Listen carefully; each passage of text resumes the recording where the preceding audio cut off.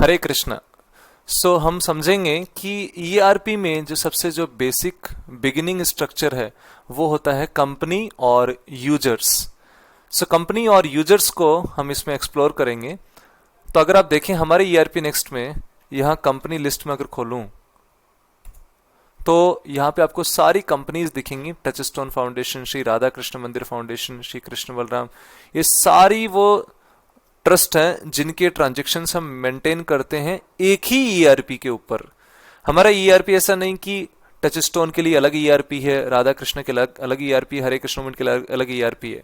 Same ERP में सारे organisations के ट्रांजेक्शन्स मेंटेन होते हैं एक ही जगह, लेकिन वो फिल्टर करना बहुत आसान रहता है। हर जगह हम कंपनी वाइज डॉक्यूमेंट्स को फिल्टर कर सकते हैं। इसी तरह हम नई कंपनी क्रिएट कर सकते हैं, यहाँ से ऐड कंपनी। और अब मैं आपको दिखाता हूं एक कंपनी के अंदर क्या क्या होता है। एक कंपनी के अंदर अगर आप देखेंगे तो बेसिक जब भी आप नई कंपनी क्रिएट करेंगे तो उसका एब्रीवेशन, ये एब्रीवेशन हम चेंज भी कर सकते हैं, जो इसको शॉर्ट फॉर्म दिखाता है हर डॉक्यूमेंट के पीछे जो लगता है TSFJ, ताकि उसको आइडेंटिफाई करना आसान रहता है कि वो कौन सी कंपनी का है। लेटर हेड हम सिलेक्ट कर सकते हैं, कंट्री, हॉलीडे लिस्ट, ये जरूरत पड़ती है HR डिपार्टमेंट के लिए, हमें हॉलीडे लिस्ट डालना होता है बाय डिफॉल्ट। उसके अलावा पेरेंट कंपनी हम उस केस में डालते हैं जब हम देखते हैं कि एक कंपनी के अंदर दो कंपनी उसकी चाइल्ड कंपनीज हैं, तो हम एक पेरेंट कंपनी बना देते हैं एक को, और दो को हम चाइल्ड कंपनीज बना के डाल देते हैं। उसके बाद में हम कंपनी का GST, registered regular, pan number, address and contact.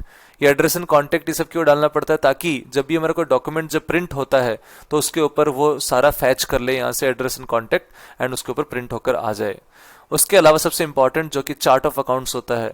शुरुआत में जब भी कोई कंपनी आप क्रिएट करते हैं तो चार्ट ऑफ अकाउंट्स, जो कि आप बोल सकते हैं पूरे अकाउंट्स का हार्ट होता है, उसके बेसिस वो एक टेम्पलेट होती है जिसके बेसिस पे पूरा अकाउंट्स काम करता है। तो स्टार्ट में करने के लिए एक बेसिक चार्ट ऑफ अकाउंट से पूछता है, तो आप स्टैंडर्ड टेम्पलेट जो कि इंडिया की जो है वो हम सिलेक्ट करके हम स्टार्ट करते हैं जनरली, और वहां से हम कर सकते हैं स्टार्ट उसको। बाइंग एंड सेलिंग सेटिंग्स, ये बेसिक सेटिंग्स है, डिफॉल्ट सेटिंग्स। उसके अलावा HR and payroll settings, default payroll payable account, ये HR से रिलेटेड है। उसके अलावा ये जो पोर्शन है अकाउंट सेटिंग, ये थोड़ा इंपॉर्टेंट सेक्शन है। यहाँ पे हम अलग अलग चीजें डिफॉल्ट सिलेक्ट करते हैं। मतलब ERP के अंदर कहीं पर भी अगर टचस्टोन फाउंडेशन से रिलेटेड कोई ट्रांजेक्शन हो रहा है और मैंने वहां पर एक्सक्लूसिवली कोई अकाउंट अगर प्रोवाइड नहीं करवाया, तो वो बाय डिफॉल्ट इन अकाउंट्स में से उठाएगा उसको। जैसे कि एक अकाउंट है right of account, by default right of account को मैंने सिलेक्ट कर रखा है, ये अकाउंट बनाया हुआ है। अगर ये सिलेक्टेड, अगर मैं कहीं पर अगर राइट ऑफ अकाउंट सिलेक्ट नहीं करता हूं तो बाय डिफॉल्ट उसको कौन सा उठाना है, ये वाला अकाउंट जो अभी मेंशन किया हुआ राइट ऑफ अकाउंट। इसी तरह से अगर कोई भी इनकम हो रही है, इनकम का ट्रांजेक्शन है कोई, और अगर उसमें मैंने कोई इनकम अकाउंट सिलेक्ट नहीं कर रखा है, income account actually it is ledger, अगर हम टैली की लैंग्वेज जैसे हम अकाउंट्स की बात करें तो एक लेजर है सेल्स TSFJ, अगर कोई भी सिलेक्टेड नहीं है तो बाय डिफॉल्ट वो इस लेजर के अंदर आके डेबिट या क्रेडिट होगा। तो इस तरह से सारे हम डिफॉल्ट यहाँ पे सिलेक्ट करके रखते हैं। कई बार ट्रांजेक्शन्स में ये एरर आती है कि आपकी कंपनी में इसके लिए कोई डिफॉल्ट सिलेक्टेड नहीं है, तो उस केस में हमें कंपनी के इस डॉक्यूमेंट पे आना है और हमें उस डिफॉल्ट लेजर को यहाँ पे सिलेक्ट कर लेना है। उसके अलावा स्टॉक की सेटिंग्स, एक बहुत इंपॉर्टेंट सेटिंग यहाँ पर जो है वो है enable perpetual inventory. Perpetual inventory का मतलब होता है कि जैसे ही स्टॉक ऊपर नीचे होगा उसके साथ में अकाउंट्स भी ऊपर नीचे होगा। मतलब दोनों साथ में जो चेंजेस हैं वो साथ में रिफ्लेक्ट होते हैं। स्टॉक में कुछ चेंज हुआ तो मतलब अकाउंट्स में भी चेंज होगा, अकाउंट्स में कुछ चेंज हुआ तो मतलब स्टॉक में भी चेंज हुआ तो ही। मतलब ऐसा नहीं है कि एक महीने बाद हम जैसे जो परपेचुअल के जो ऑपोजिट जो होता है उसको बोलते हैं पीरियोडिक इन्वेंट्री। उसमें क्या करते हैं हम हर 15 दिन में या 30 दिन में स्टॉक का काउंट लेकर फिर हम उस स्टॉक को चढ़ाते हैं और फिर हम वो एंट्री करते हैं कि कितना बचा है वो सब चीजें। लेकिन परपेचुअल इन्वेंट्री जो है वो एक ERP का बहुत ही अच्छा फीचर होता है, जिसकी वजह से कोई भी स्टॉक अगर ऊपर नीचे होता है तो तुरंत लाइव अकाउंट्स के जो लेजर्स होते हैं उनमें डिफरेंसेस क्रिएट होता है। कहने का मतलब आप मुझे कभी भी अगर पूछें कि अभी मेरे पास कितना स्टॉक रखा हुआ है तो मैं आपको इमीडिएटली बता सकता हूं वो। लेकिन अगर हम परपेचुअल इन्वेंट्री अगर इनेबल नहीं करेंगे तो मैं नहीं बता सकता, क्यों? क्योंकि फिर हम 15-20 दिन में जब स्टॉक लेंगे तब हमें पता चलेगा कि कितना स्टॉक बचा हुआ है। So enable perpetual inventory, I would recommend कि इसको हमेशा इनेबल हमें रखना चाहिए। उसके अलावा default inventory account, stock in hand, stock adjustment, ये सारे जो डिफॉल्ट जो हम सिलेक्ट करके यहाँ पे रखते हैं। फिक्स एसेट के जो डिफॉल्ट्स हैं, अक्यूमुलेटेड डिप्रिसिएशन और ये सब, इसी तरह से HRA के या बजट डिटेल्स, ये सब चीजें हम यहाँ पे डाल के रख सकते हैं। तो ये कंपनी डॉक्यूमेंट है और इसके सारे ये अलग अलग फील्ड्स हैं जिनको हम जब स्टार्ट करेंगे, पहली बार कोई कंपनी हम क्रिएट करते हैं तो इन फील्ड्स में हमें सिलेक्ट करना होता है। इसके अलावा दूसरा हम बात करते हैं यूजर्स की। तो यूजर लिस्ट, जो ये यूजर लिस्ट है इसके अंदर सारे यूजर्स रहते हैं। ये सारे यूजर्स हैं जो कि ERP को एक्सेस कर रहे हैं। ये एक्टिव यूजर्स हैं 113 टोटल, जो कि अभी ERP को यूज कर रहे हैं, और हर यूजर को अलग अलग रोल्स असाइंड हैं। किसी को जिसको जितना जरूरत है उसके हिसाब से उसको वो रोल्स मिले हुए हैं। जैसे मैंने यहाँ पे एक यूजर खोला अजितानंद दास, तो इनको जो है क्योंकि ये एडमिन है तो ये मेजर सारे जो रोल्स हैं वो अवेलेबल हैं। किसी और यूजर का आपको दिखाता हूँ, सपोज अजय सिंह चौहान, तो इसके आप देखेंगे तो केवल दो यूजर दो जो रोल्स हैं वही अलाउड है। वो क्या, MRN रेजर, मतलब केवल ये MRN बना सकते हैं, तो ये MRN का इनको रोल असाइन किया हुआ है। तो डिपेंडिंग अपॉन डिफरेंट यूजर्स उसको हम अलग अलग रोल्स हम दे सकते हैं, और ऊपर उसके यूजर्स की जो डिटेल्स हैं वो सारी हैं। यहाँ पर इवन लैंग्वेज को हम चेंज भी कर सकते हैं, वो उस यूजर को फिर जो लैंग्वेज हम सिलेक्ट करेंगे उसमें दिखना स्टार्ट हो जाएगा।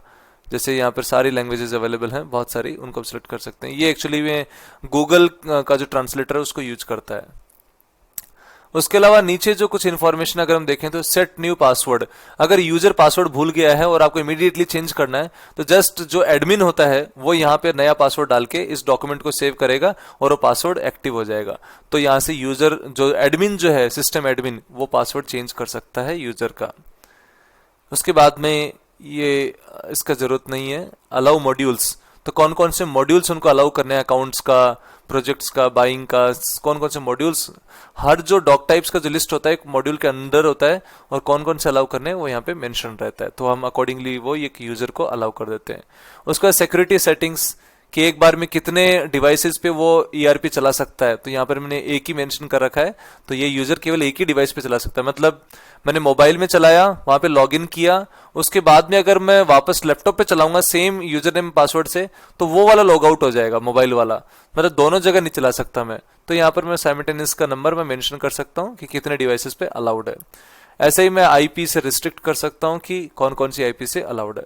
That's all about user. और हम हर यूजर को कंपनी वाइज और फंक्शन वाइज अलग अलग परमिशंस देते हैं, वो हम एक डिफरेंट से।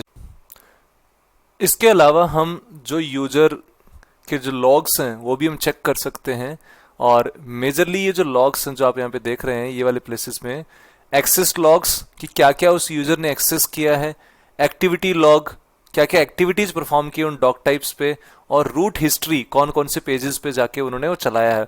तो हम पूरा जो ट्रेल है यूजर का वो हम यहाँ से निकाल सकते हैं। जैसे एक्सेस लॉग में हमने देखा इस यूजर ने परचेस ऑर्डर डॉक्यूमेंट को ऐसे ऐसे PDF फाइल इसने निकाला, प्रिंट किया है, ये एक्सेस किया है। ऐसे ही एक्टिविटी में देखें तो ये पर्टिकुलर एक्टिविटी इस यूजर ने इस टाइम पे किया है, पूरा इसका डिटेल्स मेंशन है। इसी तरह से हम एक्सेस देख सकते हैं, रूट हिस्ट्री, तो इस यूजर ने वर्क स्पेस में IT में जाके इन्होंने ओपन करके देखा है, तो क्या क्या कौन कौन सा पेजेस उसने उस यूजर ने ओपन किए हैं वो सारा हम यहाँ से चेक कर सकते हैं। तो हर यूजर की जो पूरी जो डिटेल्स हैं, एक्सेस, उसका एक्टिविटी, रूट हिस्ट्री, ये सारी हम हमेशा ट्रैक कर सकते हैं। तो हमारे पास पूरा रिकॉर्ड है कौन सा यूजर कब कौन सा फाइल चला रहा है, कौन सा अपडेट कर रहा है, ये सारी चीजें we all have detail. In fact कोई भी जो डॉक्यूमेंट होता है, सपोज मैं आपको खोल के दिखाता हूं परचेस ऑर्डर, तो हर डॉक्यूमेंट के नीचे डॉक्यूमेंट व्यू में आप देखेंगे उस डॉक्यूमेंट के साथ में क्या क्या हुआ है, सारी डिटेल्स नीचे मेंशन्ड है। इस यूजर ने क्रिएट किया, इस यूजर ने ये एडिट किया, इस यूजर ने अपडेट किया, इसने ये किया, वो सारे जो अपडेट्स हैं एक डॉक्यूमेंट के वो सारे इसमें अवेलेबल हैं। तो यूजर का सारा जो ट्रेल है वो हम इससे पता लगा सकते हैं।